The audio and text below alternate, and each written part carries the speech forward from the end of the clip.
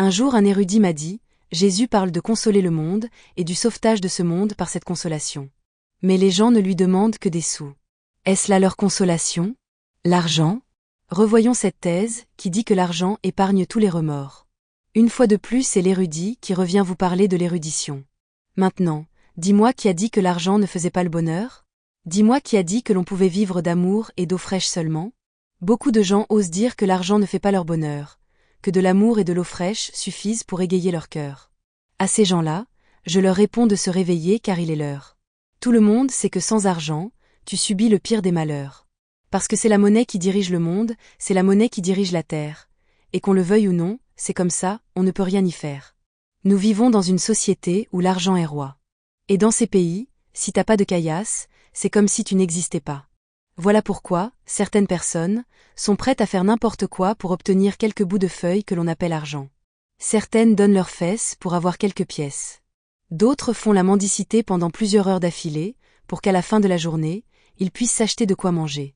D'autres préfèrent aller voler ou aller faire des braquages. C'est soit ça ou soit devenir clochard. Tout le monde le sait. Je ne viens pas pour juger, mais seulement parler de ce fléau qu'on appelle la monnaie. Cette chose pourrit les esprits petit à petit, voilà que la déprime sévit sans répit. Mais pas de panique, même si la situation est critique, pas de mathématiques. Si tu n'as pas de fric, tout s'explique. L'argent a pris le monopole dans la société.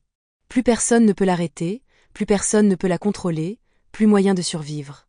Et si tu n'as plus de fric, ta vie est en jeu. Et tu es pris de panique. En effet, c'est la panique, si dans ton porte-monnaie tu n'as plus de monnaie. Tu ne peux plus satisfaire tes envies, pour toi la vie est finie. Tire-toi une balle dans le crâne et arrache-toi au paradis. L'argent est partout, à tous les coins de rue, dans tous les esprits. Mais dans les poches y a rien. De nos jours les politiciens parlent de crise monétaire. Certains sont corrompus, d'autres dealent avec le malin. L'argent se fait si rare que dans le ghetto des gens meurent de faim. La jeunesse est marginalisée pour s'en procurer, tout est bien. Beaucoup font du business pour subvenir à leurs besoins. Faut pas leur en vouloir parce que si t'as pas de caillasse, t'es un chien. Tout le monde sait que sans argent tu n'es rien. Un minimum de monnaie, dans ta main, ne te ferait pas de mal. Mais, seulement, surtout pas en volant, ni en tuant. À partir de ce moment seulement tu seras fier de ton argent. Mais quand sur tes billets reflète la couleur du sang, soit tu n'es pas intelligent, soit tu n'as pas de sentiments. Mais fais preuve de réflexion et change ton comportement. Oui, fais comme les érudits qui gagnent leur vie intelligemment. Nous on ne tchatche pas pour l'argent, mais de nos jours rien ne se fait gratuitement. Donc si tu veux m'écouter paye cash et content. Car dans ce pays si t'as pas de caillasse, tu es en chien. Si t'es pas un escroc, tu es en chien. Si t'es pas businessman, tu es en chien. Si t'es pas un lascar, tu es en chien. Je parle de ce que pourrait être le consolateur pour les érudits. Jésus nous a dit qu'il nous enverrait le consolateur. Est-ce qu'il parle d'argent? Sur un plan empirique, nous dirions que oui. Mais sur un plan religieux, nous dirions que non. Et si nous combinons les deux plans, c'est-à-dire que nous fassions de l'argent le Saint-Esprit, cela devient tangiblement possible. Tous les hommes travaillent pour l'argent. Tous les hommes sont soumis à l'argent. Et tous les hommes sont asservis par l'argent. Au point d'adorer l'argent comme on adore Dieu. Au point de tout sacrifier, amour et paix, pour l'argent. L'argent est donc le maître de ce monde. Grâce à l'argent, nous pouvons gagner la paix.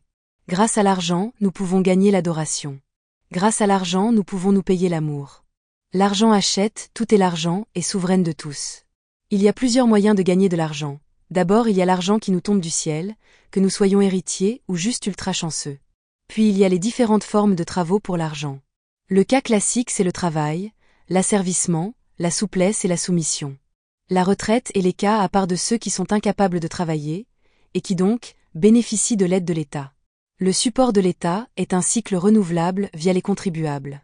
C'est ainsi que même l'argent connaît des cycles.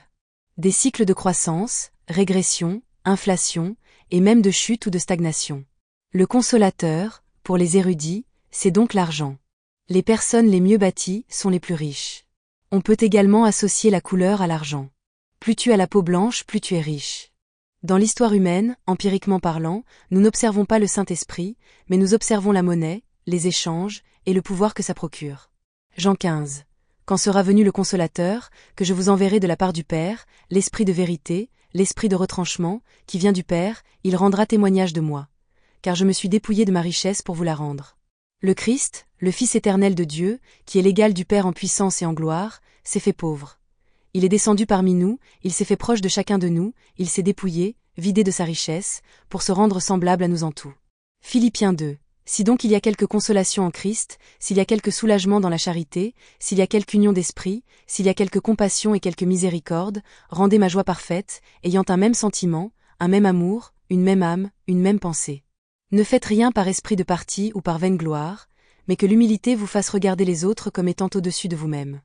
Que chacun de vous, au lieu de considérer ses propres intérêts, considère aussi ceux des autres.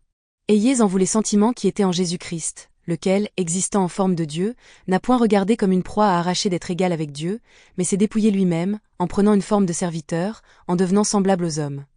Et ayant paru comme un simple homme, il s'est humilié lui-même, se rendant obéissant jusqu'à la mort, même jusqu'à la mort de la croix.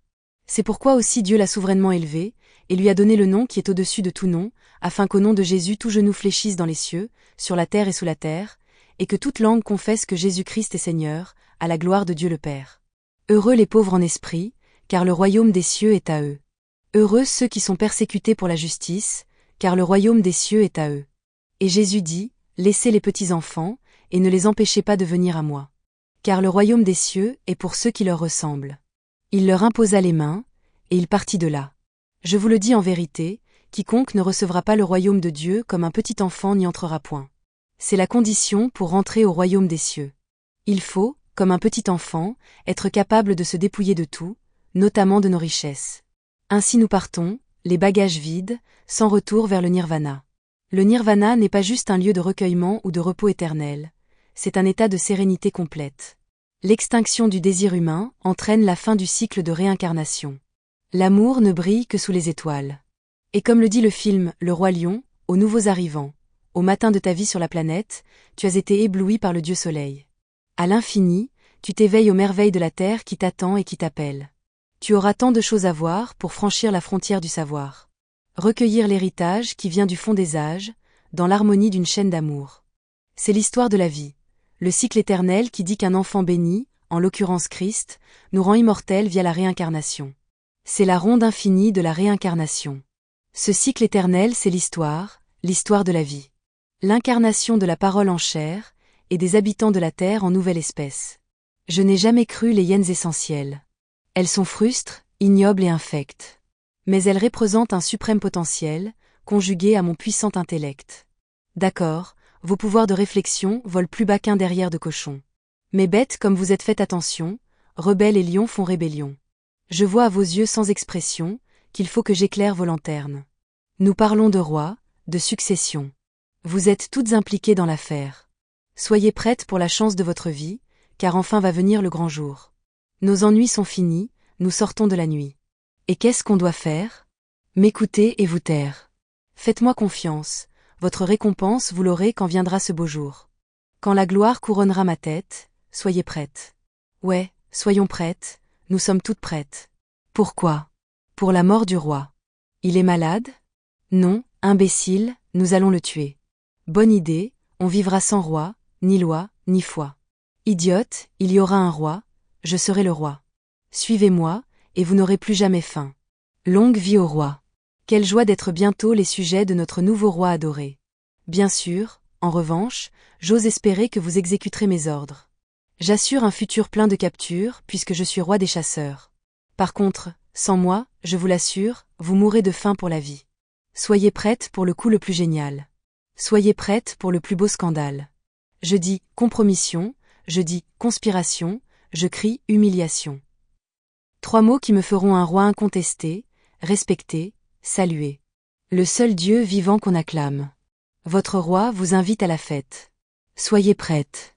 Nous parlons de succession comme dans Hébreux 1, mais il a dit au Fils, ton trône, ô Dieu, est éternel.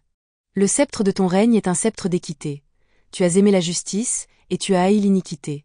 C'est pourquoi, ô Dieu, ton Dieu t'a oint d'une huile de joie au-dessus de tes égaux.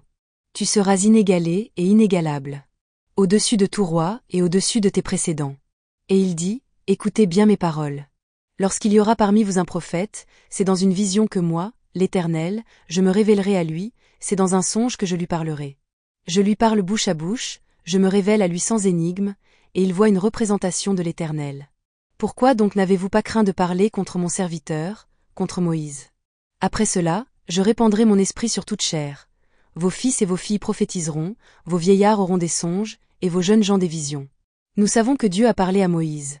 Mais celui-ci, nous ne savons d'où il est quand le Consolateur sera venu, l'Esprit de vérité, il vous conduira dans toute la vérité. Car il ne parlera pas de lui-même, mais il dira tout ce qu'il aura entendu, et il vous annoncera les choses à venir. Comme il était prophète, et qu'il savait que Dieu lui avait promis avec serment de faire asseoir un de ses descendants sur son trône. Que le ciel doit recevoir jusqu'au temps du rétablissement de toutes choses, dont Dieu a parlé anciennement par la bouche de ses saints prophètes. Car, si la parole annoncée par des anges a eu son effet, et si toute transgression et toute désobéissance a reçu une juste rétribution, comment échapperons-nous en négligeant un si grand salut, qui, annoncé d'abord par le Seigneur, nous a été confirmé par ceux qui l'ont entendu? Pour Moïse, il a été fidèle dans toute la maison de Dieu, comme serviteur, pour rendre témoignage de ce qui devait être annoncé. Car, si Josué leur eût donné le repos, il ne parlerait pas après cela d'un autre jour. Et Christ ne s'est pas non plus attribué la gloire de devenir souverain sacrificateur, mais il la tient de celui qui lui a dit « Tu es mon fils, je t'ai engendré aujourd'hui ». Moïse, après avoir prononcé devant tout le peuple tous les commandements de la loi, prit le sang des veaux et des boucs, avec de l'eau, de la laine écarlate et de l'hysope. Et il fit l'aspersion sur le livre lui-même et sur tout le peuple, pour l'avoir possédé, les anciens ont obtenu un témoignage favorable. Et à qui il avait été dit « En Isaac sera nommé pour toi une postérité ». Gardez-vous de refuser d'entendre celui qui parle, car si ceux-là n'ont pas échappé qui refusèrent d'entendre celui qui publiait les oracles sur la terre, combien moins échapperons-nous, si nous nous détournons de celui qui parle du haut des cieux.